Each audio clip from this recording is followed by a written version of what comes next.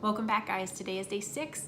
We are almost through your training, and today we are talking about rejection. Bum, bum, bum. So yesterday we talked about inviting, what to say to people, and today we're talking about what do I do when everyone I just talked to today said no and I want to quit. You're not going to quit, and you're going to get through that because you are going to get a lot of no's. It's just simple facts. Not everybody is going to be ready to join you. Not everybody's going to want to join you. There are so many reasons why people say no, and none of them are personal to you. So that is the thing that you always want to remember. When someone says no to you, it's not because of you. It is because of something in them. Maybe they genuinely just don't understand. Maybe it's a need for more value and more information.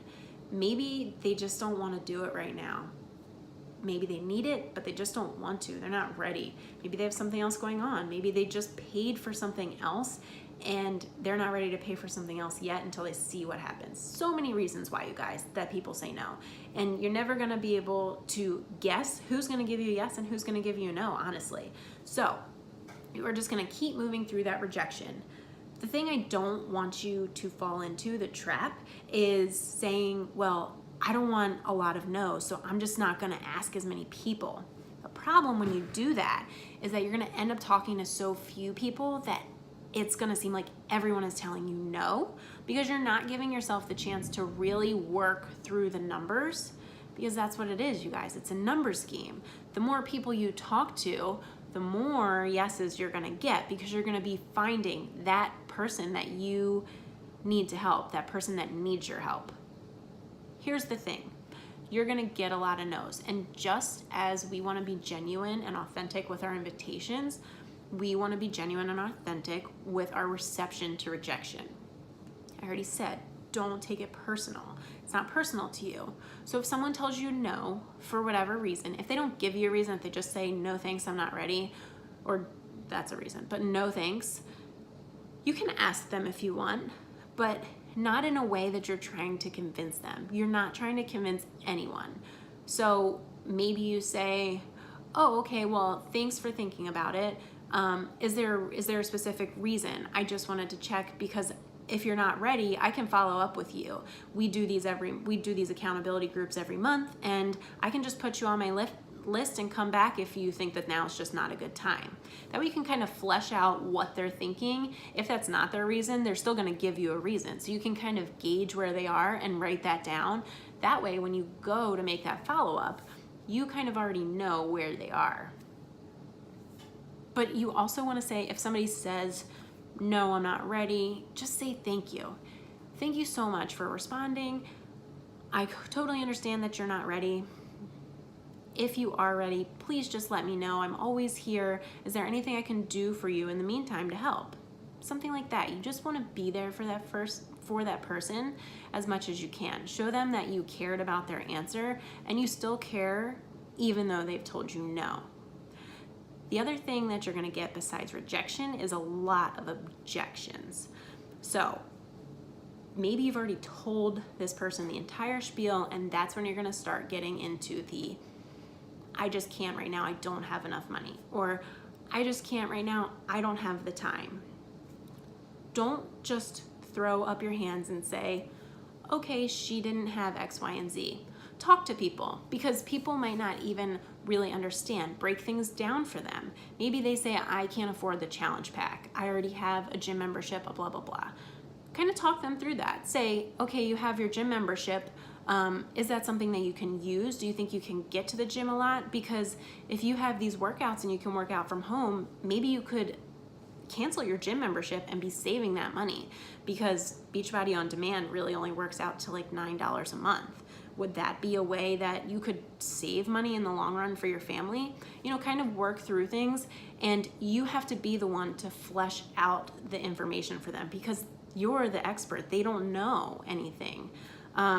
The other objection of, I don't have time to do this, say, girl, I totally get you.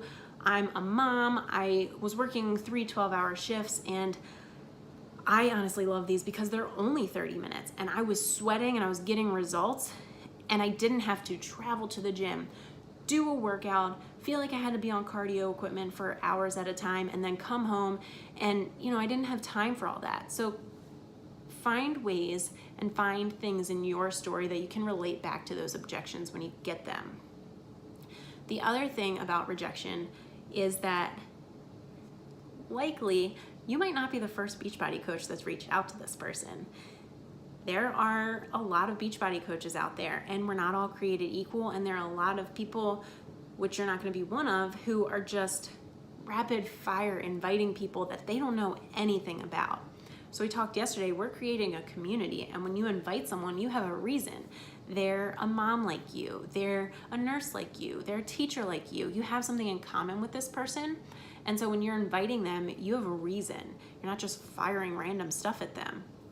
So if somebody doesn't respond, it's okay. Put them on your list and come back, because life's busy, you guys. We're on social media for our jobs, and they're just on social media to post pictures of their kids.